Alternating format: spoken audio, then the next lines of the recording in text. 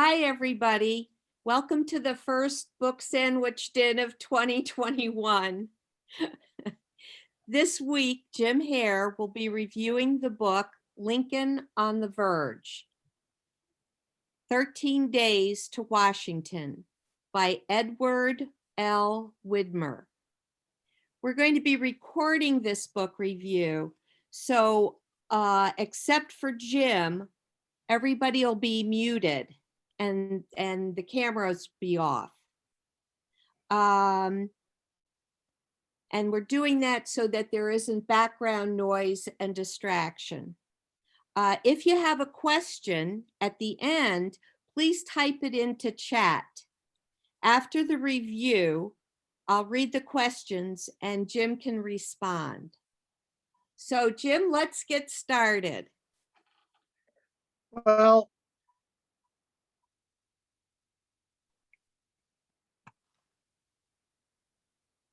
thank you, Barb. And hello, everybody. It's great to be here.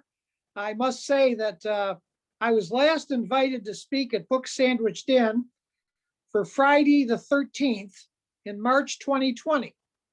And that did not happen. And of course, we've had all of this COVID crisis ever since. So it's nice to be with you. I was reflecting when I was running for mayor, I used to knock on doors and people would say to me, Mr. Hare, you're taller and thinner in person than you appear on TV. And then I would ask him if I was younger in appearance. And of course, I never really got much of an answer. And I don't know how I'm appearing on Zoom, but it's nice to be with you. And I'm talking about an exciting book. As I mentioned, I was talking with folks earlier. First of all, I want to thank the library and Jenny Lewis and all of the staff there and Barb and Book Sandwich Den and the friends for having me, because I always enjoy this. There have been approximately 15,000 books written on Abraham Lincoln. The only person who's had more books written on him than Lincoln is Jesus Christ, and he had a 2,000 years head start. Recently, I read this book, which is Lincoln on the Verge, that we're talking about. I also read Lincoln at Cooper Union by Harold Holzer. Holzer is a preeminent Lincoln scholar, and Lincoln's visit to Cooper Union in New York City to give a speech was the speech that in effect placed him in the position to win the Republican nomination to be president of the United States. In the course of this talk today, I am going to be reading a lot because I want to share with you some vignettes from the book. But I do want to start with a comment from a reviewer. He describes this book as riveting, enthralling, rewarding. Ted Widmer has written a history book that jumps from the page. When finished, Widmer constructs a vast network that Lincoln animates, a journey that is touched by the lives of Lafayette, a dozen presidents, Walt Whitman, John Roebling, Elisha Otis, Winston Churchill, Alan Pinkerton, John D. Rockefeller, Procter and Gamble, Charles Dickens, and many others. And those folks that in many cases Lincoln was meeting, or they were seeing him, or there were references, but all of that is brought into the story. And of course, it's enriching in terms of getting a picture of American history at that time. I had the opportunity to meet Lincoln when he visited Elmira in 1985. You can see there, of course, I was much younger then. Lincoln was himself and Mayor Steve Fesh sitting on the other side. And look at the crowd. We were dedicating the monument on Windsor Avenue for the Elmira prison camp. And it was nice of the president to pay us a visit. We got acquainted with him. He is tall, and of course the top hat makes him taller, but he was comfortable to be with, and as his reputation would let you know, he was a great storyteller. So it was great to have him with us. I think in order to get underway in this story, we need to set the stage for the story. And we need to look at the results of the election in 1860, because the planning of the trip to Washington reflects Lincoln's outlook with regard to the election. So if we could have the map of Lincoln's trip, or not a trip, but this one right here. This is the map of the election results. And there's a few things to notice. First of all, in the southern states where it's green, Lincoln didn't carry any of the southern states. And if you can look up where Virginia is, you see green for Maryland and green for Delaware. And you can see the orange for Virginia. So Washington, D.C. was completely surrounded by states that did not vote for Lincoln. The green voted for Breckinridge, who was the vice president at the time. That has a significance in a few minutes. And the orange was for named Bell. And of course, Douglas carried very few. Lincoln only had 39% of the popular vote. So he, in terms of the popular election, he was a minority president. And you'll see in the discussion as we go along some parallels with the recent 2020 election. It's very interesting. But he was in the popular vote, he was only 39%, but he won significantly in the Electoral College. And that was part of the reason for his trip, because in the northern states, Pennsylvania, New York, Ohio, those states were very significant in his election. And in planning his trip, he planned to visit in that area because they got him elected, but he knew that if trouble arose, he would need them to be supportive. And therefore, in this trip, he was reaching out to them. And the trip to Washington, well, the other one is this right here. At the same time that Lincoln was traveling to Washington to be inaugurated, Jefferson Davis was traveling to Montgomery, Alabama to be inaugurated president of the Confederacy. In fact, his inauguration would occur while Lincoln was en route. This is my lovely wife when we hosted the two presidents at our house back a number of years ago. I was teaching in Horseheads at the time. This was in the early 80s. And I invited the presidents to come to Horseheads to debate who was responsible for beginning the Civil War. And President Lincoln and President Davis, of course, did a wonderful job. The students really, really learned from them. And the fact is that there were perspectives that were there. And, that after the war, the South promoted the event as the lost cause. And there are some that have never forgotten the lost cause.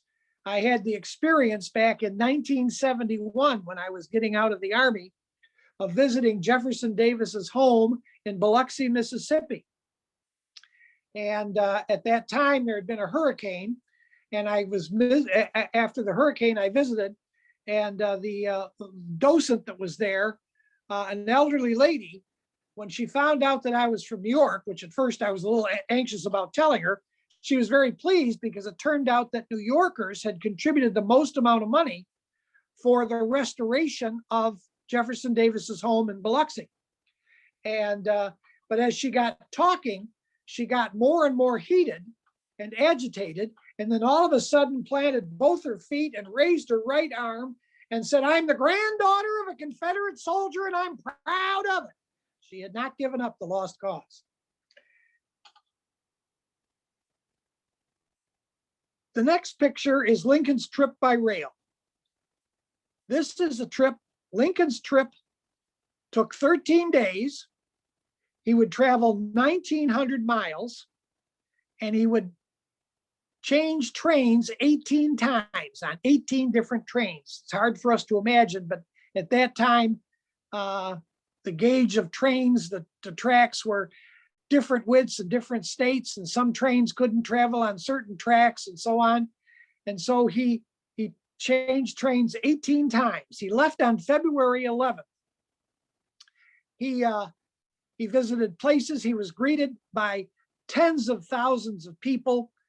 I saw one map, and I think what they were indicating, he went through 93 communities. In some places he waved, but in many places they stopped. He spoke. He stayed overnight. For instance, in Buffalo, he would be welcomed by Millard Fillmore, the former president. And he would stay overnight, and he would go to the Unitarian Church in Buffalo with Fillmore. And in other places, of course, he would travel through the communities, stop, speak, and then travel on.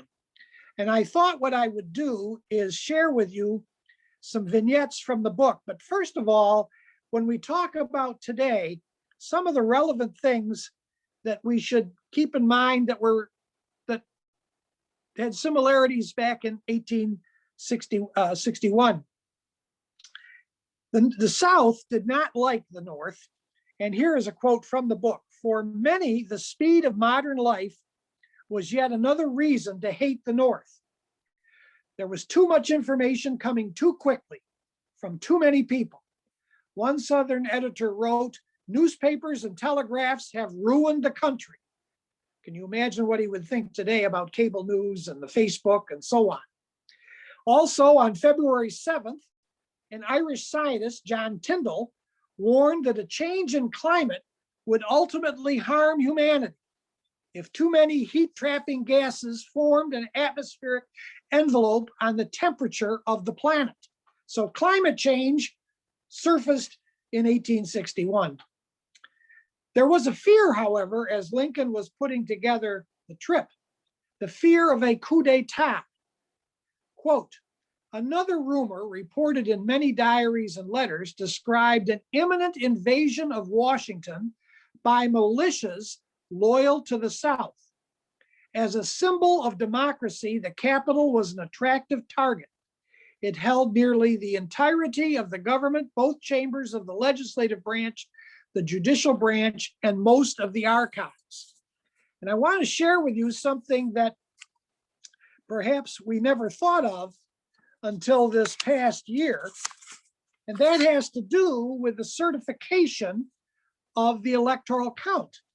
As I mentioned to you, Washington, D.C. was surrounded by states that had voted against Lincoln.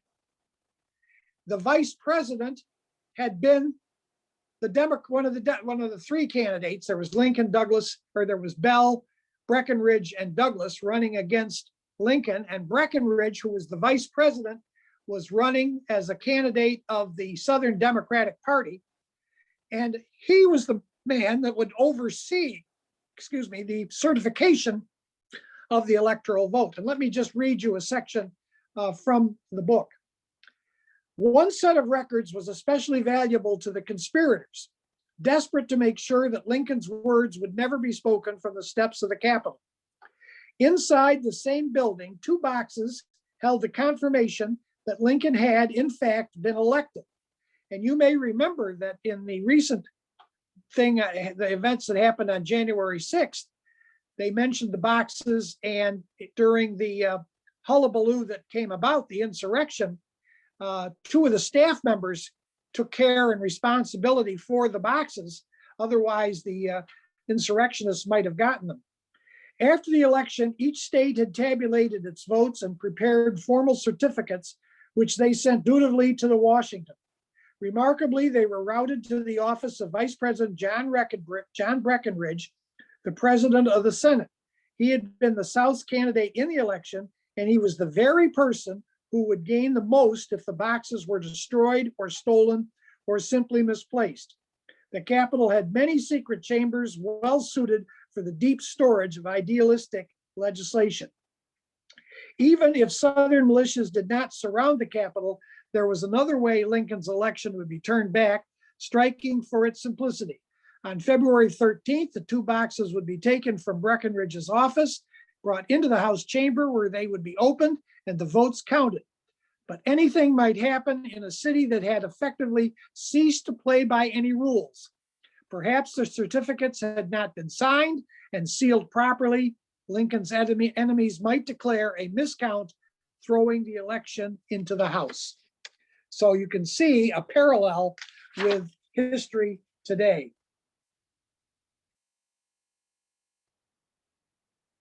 Okay.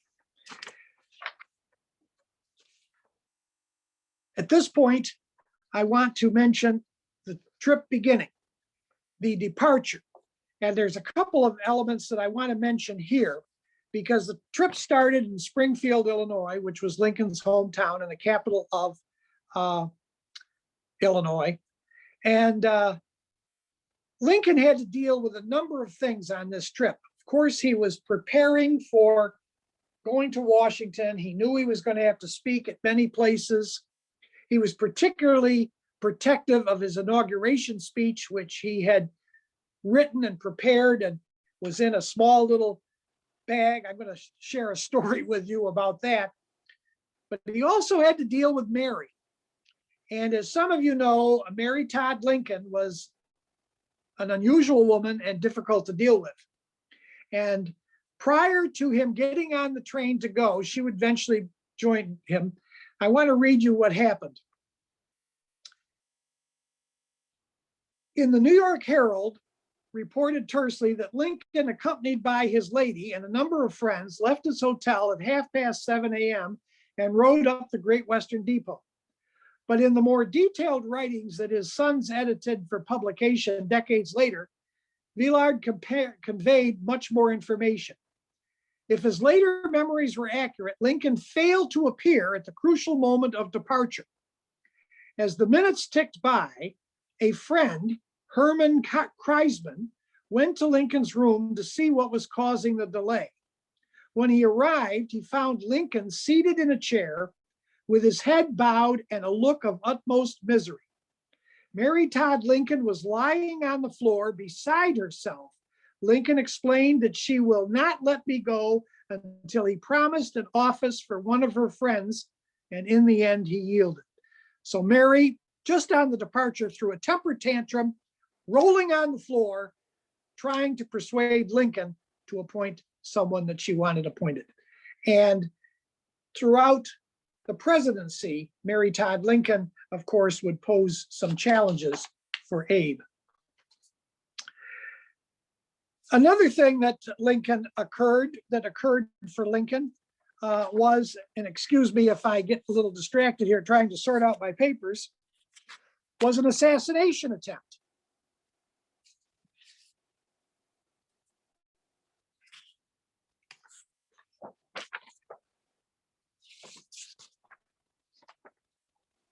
As they were getting the train ready to go, this is what they discovered. Just before the train left, an unintended carpet bag was found in Lincoln's car. When it was opened, a grenade of the most destructive character was discovered inside, live, and so arranged that within 15 minutes, it would have exploded, with a force sufficient to have demolished the car and destroyed the lives of all the persons in it. So by chance, they were able to discover that carpet bag and remove it. On the trip,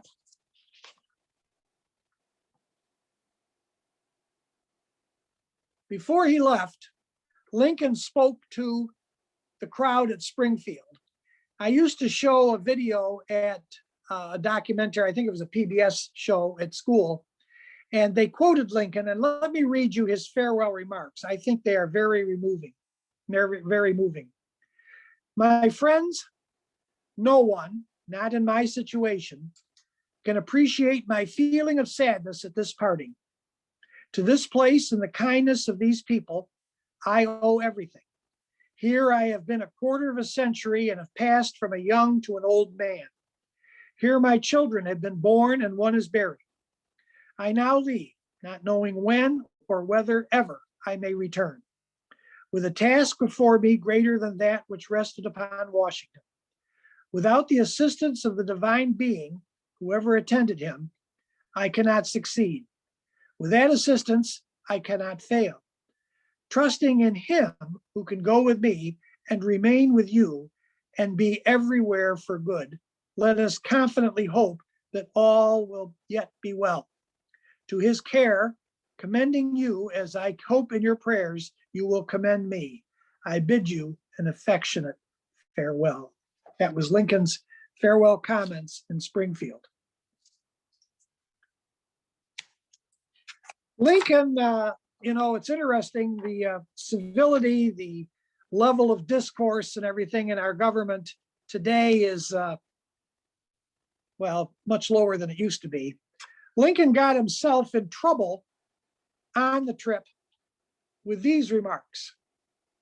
He apparently was giving a speech in Indianapolis, and by the way, we perhaps should take a moment of solemnness, a moment of silence to think about the people that were murdered last night in Indianapolis in another senseless shooting.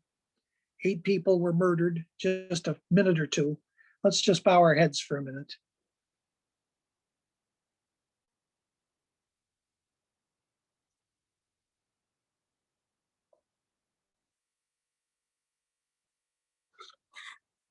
Thank you. Lincoln apparently was giving a talk in Indianapolis, and he tended to go off script a little bit. Let me read what he did. Then he kept going until there was no ice holding him up at all.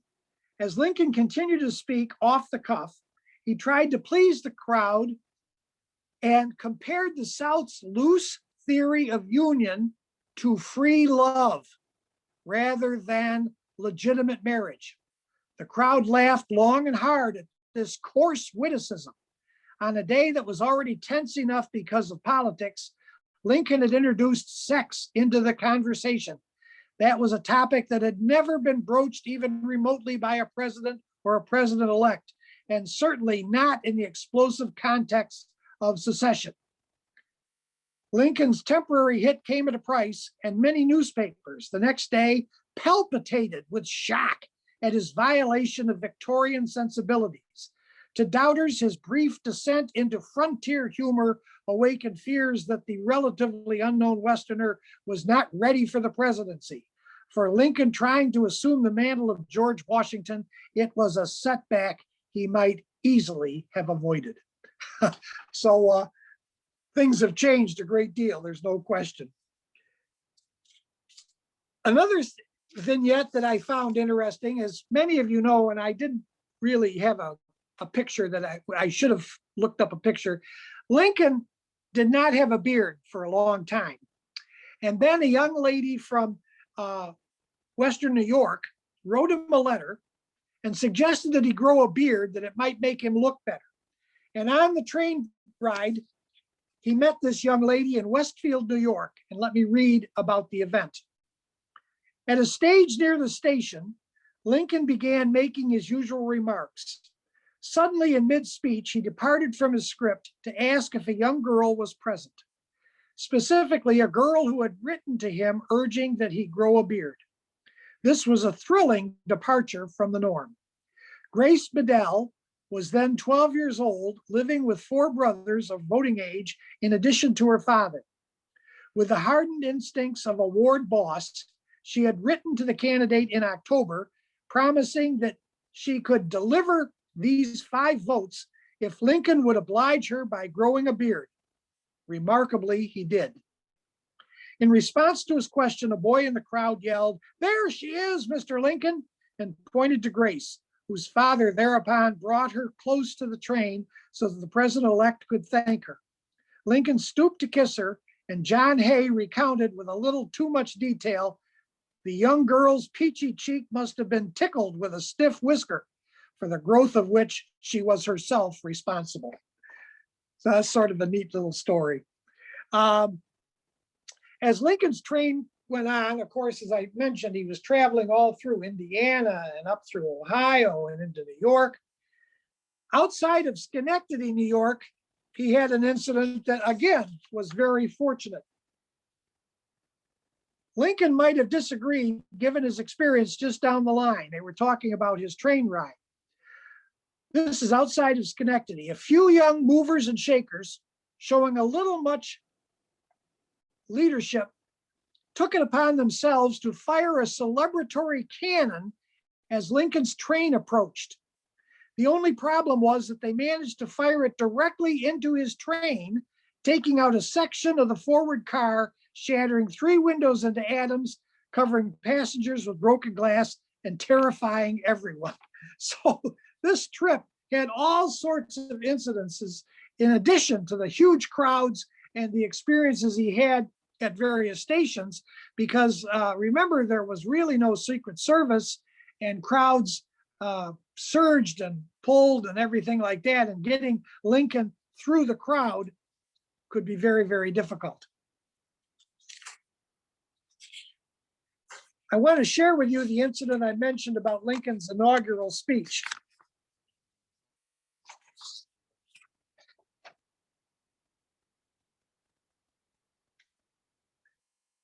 As the journey was beginning, Lincoln entrusted his own copy to his son Robert in the small black bag he gave him to look after. After they all arrived safely in Indianapolis, we're back there, he turned to Robert for the speech.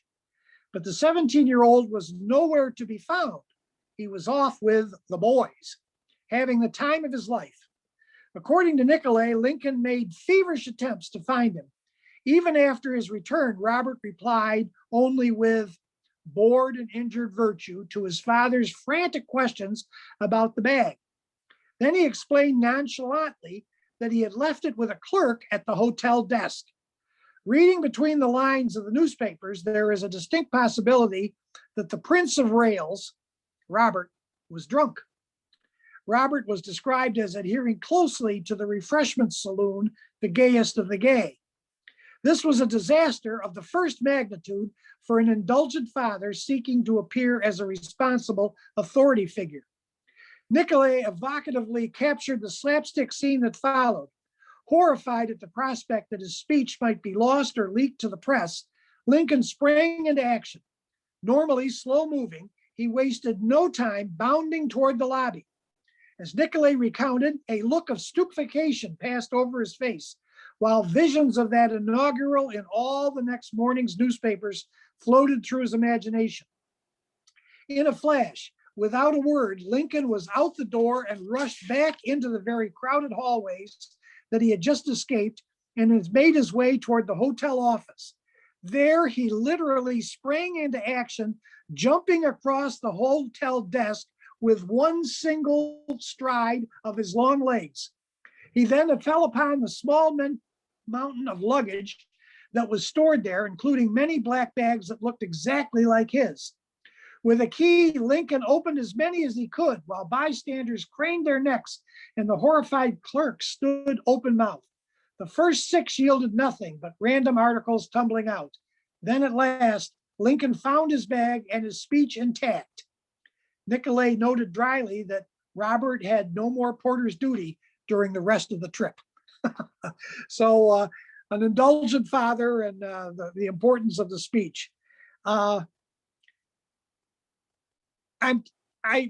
thought that it would be risky to be doing so much reading. I don't want you to not read the book because I've read so much of it. But quite frankly, the book is so full of such vignettes and so on that I can't overdo it, I don't believe.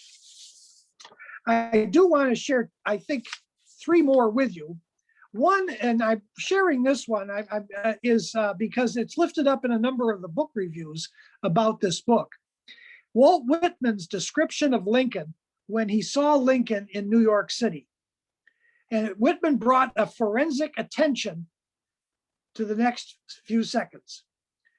From the top of an omnibus, driven up on side, close by and blocked by a curbstone of the crowds, I had, I say, a capital view of it all, and especially of Mr. Lincoln. His looks and gait, his perfect composure and coolness, his unusual and uncouth height, his dress of complete black, stovepipe hat pushed back on his head, dark brown complexion, seamed and wrinkled, yet campy looking face, black bushy head of hair, disproportionately long neck, and his hands held behind as he stood observing the people. He looked with curiosity upon that immense sea of faces and the sea of faces returned the look with similar curiosity. In both, there was a dash of comedy, almost farce, such as Shakespeare puts in his blackest tragedies. This was Lincoln in New York as he was approaching the Astor House with a huge crowd. Just a remarkable description. Lincoln traveled from New York to Philadelphia. And in Philadelphia, he gave a speech in front of Independence Hall. And just like Lincoln's comments at Springfield before he left, where he commented about it may not return to Springfield. It's a possibility that I might not return. This is what he said in front of Independence Hall in Philadelphia. Paraphrasing the speech. Then a bold personal statement. I have never had a feeling politically that did not spring from the sentiments embodied in the Declaration of Independence. It brought the house down. His next few sentences remembered the dangers that the founders exposed themselves to in a way that suggests he was mentally girding himself for the next 24 hours. But Lincoln kept returning to the great principle or idea that kept this Confederacy so long together, reappropriating the word for the United States of America. Then he explained the great idea more succinctly than the day before. It was not the mere matter of separation from England, but the creation of something more rarefied, a nation devoted to liberty for all. Something in the Declaration gave hope to the world for all future time. The transcript recorded great applause. He hammered some more on the ingot, finding the word off all again, twice. The weight should be lifted from the shoulders of all men. All should have an equal chance. The speech had already done everything that anyone might have asked, but then Lincoln offered a stunning conclusion. He declared that he would be one of the happiest men in the world if the country could be saved with its great idea intact, but added that he would rather be assassinated on this spot than to surrender it. It was not the first time Lincoln had visualized his own death, but it was powerfully real, given that he had learned the night before concerning the threats against his life. And that brings us to one of the elements of the trip that caused Lincoln some remorse when the trip was over. But as I'd indicated before, there was an assassination plot at the beginning. There were all sorts of concerns about his safety throughout the trip. And even Dorothea I'm drawing a blank on the name, but he had been warned. But he had a meeting with Alan Pinkerton because of the concerns about the trip through Baltimore. And I want to share with you the meeting he had with Pinkerton. At last, Pinkerton and Lincoln were face to face, and the detective went through the details of the plot. This is the Baltimore plot. The plan was for a mob to surround him after he pulled into Baltimore's Calvert Street station and got into a carriage. There, in a vulnerable choke point, he would be stabbed or shot to death after a diversionary brawl was created nearby to draw the police. The police might even be in on it. Pinkerton found evidence that they would offer little help as Lincoln came through the seething city. The prevailing feeling among the plotters was, this GDDD Lincoln shall never pass through there alive.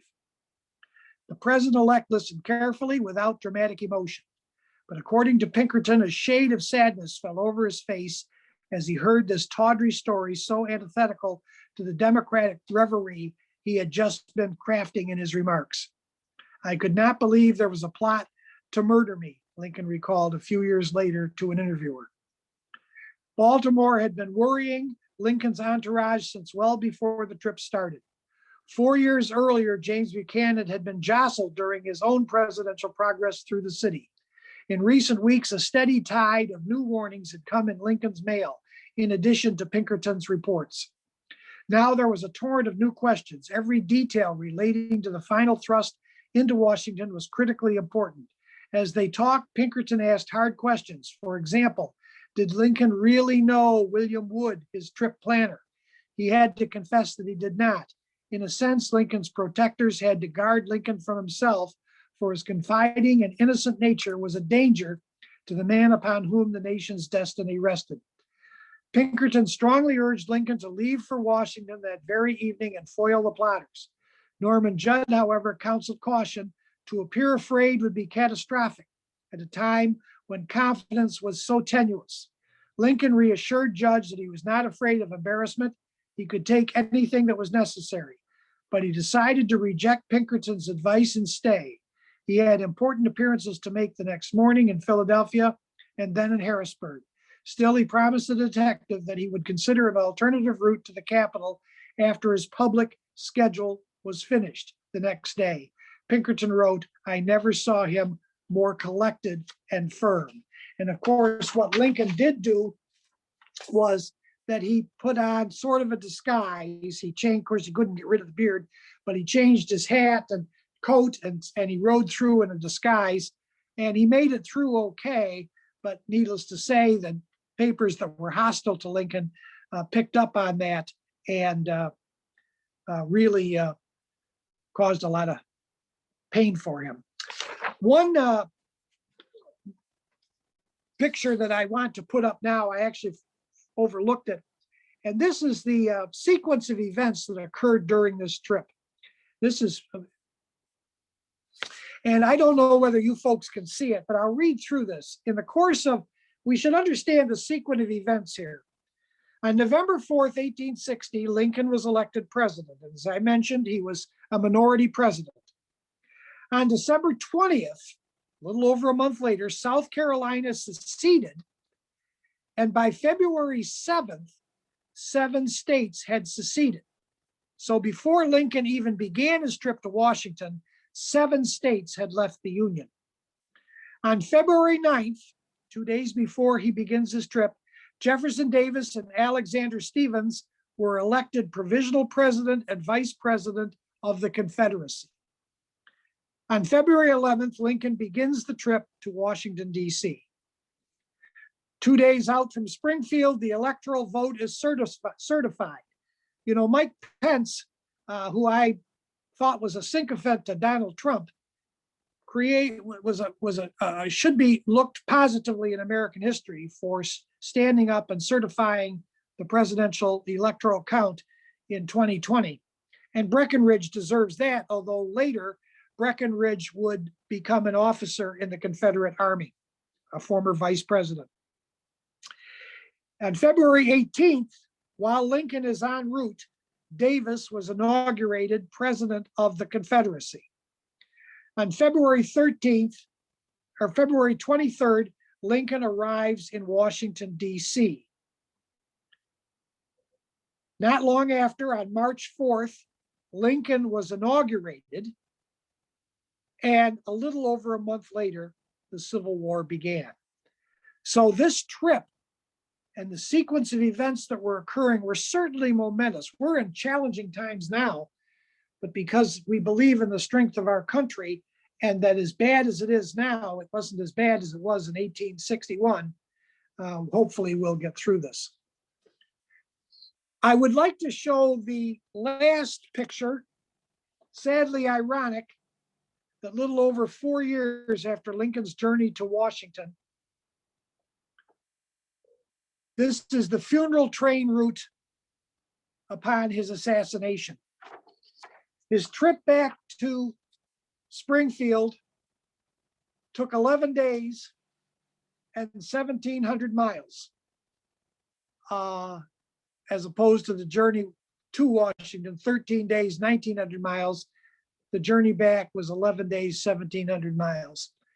And many of the same people that had celebrated his coming to Washington and saluting his presidency were there to mourn the loss of Lincoln. And one of the great what ifs in our history is, what if Lincoln had not been assassinated? The story of Lincoln's body after its death is a gruesome story. Before Lincoln was finally entombed where he is now in Springfield, a place that I have visited, his body would actually be moved 14 times because of the fears of vandalism and all sorts of other issues. I can't list them all now, but I've sort of read that history. A tragic event, of course, and that sort of concludes my talk. I think we can open it up to chat. What we were thinking of doing, I hope I'm not stepping on Barb's lines, but first of all, we'll go through the question period, and then we'll just open it up and put everybody on the screen and unmute, and everybody can talk at once, and it'll be a challenge to find out who's listening, but we'll all see each other and be able to say hello in a friendly way. So Barb, I'll turn it over to you for any questions.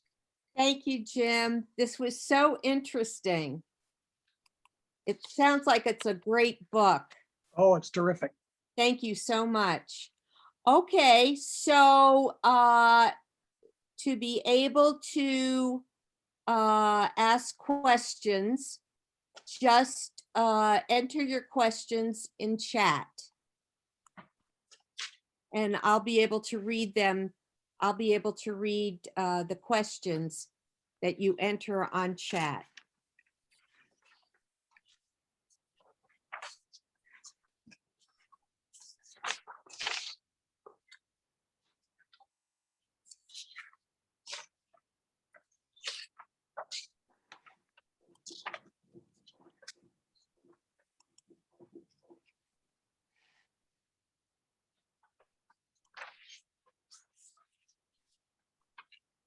Okay.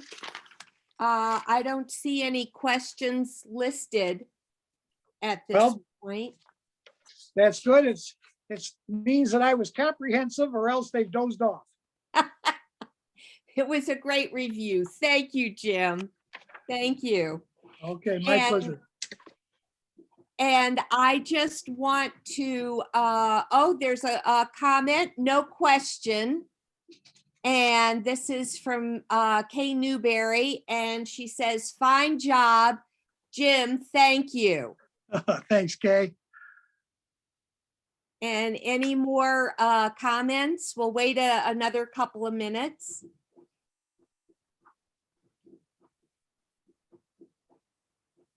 Jim, it always fascinated me.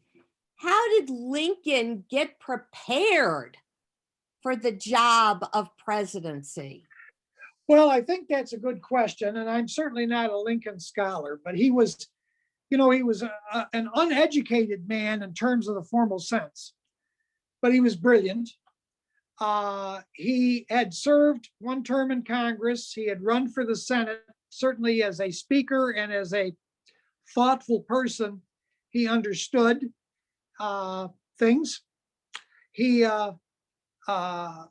the campaign, the book, the Cooper Union book, is very good by Harold Holzer, because Lincoln's name was out there. His prominence had surged in his campaign against Stephen Douglas for the Senate. So he was well known, but the leading candidate at that time for president was William Henry Seward from New York. And Lincoln was an ambitious man, and Mary perhaps even more ambitious than Abe. And Lincoln had done a lot of speaking. He had traveled and had been speaking, but the trip to Cooper Union in New York City, hosted by people that were not Seward supporters, Lincoln worked meticulously on that speech. He really, really worked hard on that speech. And apparently it was a fantastic speech that received great publicity. And then he traveled from there through Connecticut to New Hampshire and Massachusetts. And so he won an awful lot of support. And then the convention was in Chicago. The Lincoln people packed the hall, so that helped. And so he was ambitious, he was courageous, he was thoughtful in terms of governing experience. Like many of our presidents, he had not had that before.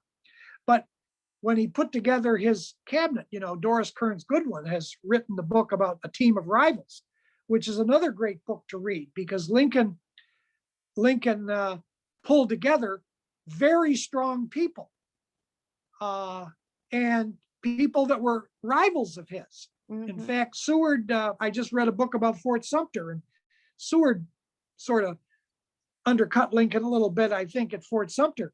But he was able, because of his intellect, because of his dignity, he was able to sort through those things. I mean, there was a story one time where he and I think it was Seward went to see McClellan, who was the commander of the Northern Army. And McClellan was an arrogant kind of man. And Lincoln and Seward were sitting there in the lobby or in the parlor, and McClellan had been out, and he came home, and rather than coming in to see Lincoln and Seward, he just marched upstairs and just ignored the president. Now, the president ended up firing him, but not because of that incident. But the fact is that the dignity and character of Lincoln let him deal with those kinds of situations in a way that did not sacrifice his ability to lead. Ah, very interesting. Thank you. Thank you. We have a couple of more comments and questions. Catherine Marshall says, I really liked your relationship of past events to those happening now. I also appreciate your bringing this review into my home, especially when it is difficult for me to join the group at the library. Well, I think we've learned at our church that the Zoom is going to be something that we want to keep with us, because certainly the fellowship of gathering together is important and strengthening and enriching, but the ability to reach out through Zoom and link people who are unable to be at meetings for a variety of reasons just broadens your audience and connects you with more people. So I think that's a worthwhile sentiment. And we have a question from Kay Newberry. And her question is, did the book raise new questions for you, Jim? I'm struck by the comparison of those times politically and the present. Well, certainly, I have to be careful here because I know that there are people in the audience that may not share my political views. Kay and I may be more sympathetic to each other than I am with others. I think that what we have seen recently in 2020 was certainly the most serious threat to the foundation of our government since the Civil War. And even during the Civil War and the events leading up to it, with Washington, D.C. surrounded by states that had voted against Lincoln, we did not see the Capitol stormed like we did on January 6th. So the ability, like I mentioned, the Southerners accepting the lost cause, the fact that we now have people that have accepted the big steal is a scary thought, because while there are those that have not, even as we look at the issue of monuments, the Civil War monuments were put up by people that were celebrating the lost cause, were enforcing segregation, all of those kinds of things, and setting up those monuments and monuments to traitors, really, and glorifying traitors. And now we see a situation where, it's interesting, Trump would throw around the word treason against people. What we saw is closer to treason than we've seen in a long time, I think, in terms of perpetuating the Great Lie. So seeing this gives me a perspective on today. And as I mentioned, the Civil War, with the outbreak of actual fighting and so on, certainly posed a more serious threat to our union than we face at this point today. But we can learn from that and know that these people that are willing to, in the argument of liberty, just like false patriots. I mean, I see these people walking around with face masks and American flags and wearing all these other kinds of things in American flags, where all of their mucus and everything are going into these flags. And are they symbolizing respect for the flag by doing that? Give me a break. And just like these false patriots that are talking about liberty and so on, and celebrating or arguing about the big steal. It angers me, and I think I think it's unpatriotic. Thank you, Jim. If there are no further questions or comments, maybe we should wait another minute in case somebody wants to add Somebody to might our want to slam, list might want to slam me on that. Yeah. and have a question. The book sounds very interesting. How did you come to find this book? What gave That's a you good. interest? I can't remember exactly whether I saw a review on it, or just I was browsing at Barnes and Noble. I've been getting a lot of books. In fact, I've been using the library. I read one on Frederick Douglass. I've been reading a series of books I've gotten out of the library on, and this is good. Trials of the Century. The lady in the velvet swing, about the Stanford White murder in 1906, the murder of Leo Frank, the Sacco and Vanzetti, the Fatty Arbuckle trial, the day the lights went out, for the thrill of it, about Leopold and Loeb. We have a whole series of trials, and there are excellent books that show where the judicial system is broken down, where the attorneys and so on are corrupt, and yet these trials are huge, and the role of the media. I mean, they've been exciting, and so I've been doing a lot of reading, and most of the books I've gotten recently are right out of the library, but this one I did purchase.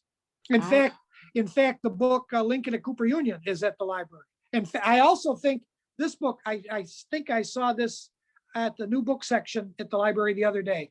So that's there. Okay, thank you. Thank you.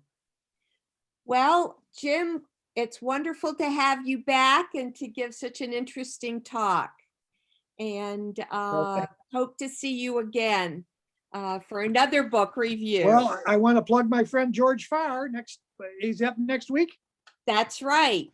Next Friday, April 23rd, George Farr is going to be reviewing A Civil War Courtship, The Letters of Edwin Weller from Antietam to Atlanta by William Walton. And George Farr is a local history enthusiast, a researcher, and a lecturer. And the author of A Civil War Courtship was the grandson of Antoinette Watkins, the woman who is the subject of the letters. So this should be another interesting book review. And that will be April 23rd. So hope to see you then. And thanks again. Thank you.